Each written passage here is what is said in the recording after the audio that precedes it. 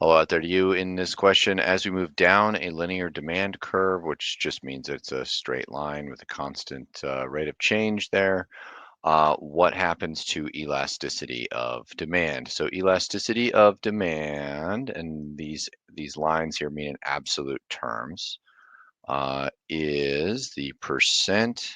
Well, there's a couple ways to calculate it, but it's the percent change in quantity demanded over the percent change in price. You could also calculate point elasticity along the demand curve. You'll get a pretty similar answer.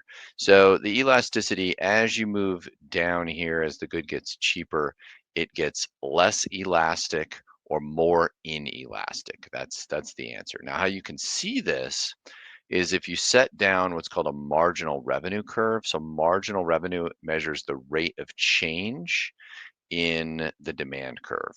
Okay, and so where that's gonna go, it's right here. Here's marginal revenue, and where marginal revenue is zero, it's at that point on the demand curve. So for this particular product, it's when the price is 50 cents that we're gonna say that that's unit elastic.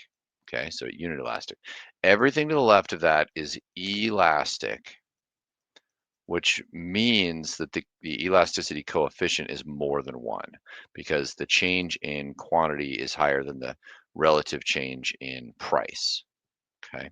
Now, as you go this way, as you go down that demand curve, you start getting less elastic until eventually you get to unit elastic, which means the elasticity coefficient is one. And then once you pass that and marginal revenue is negative, you lower the price and get less total revenue. That's the inelastic portion of any demand curve. So that's how you can find it, and that's the reasoning on why that works.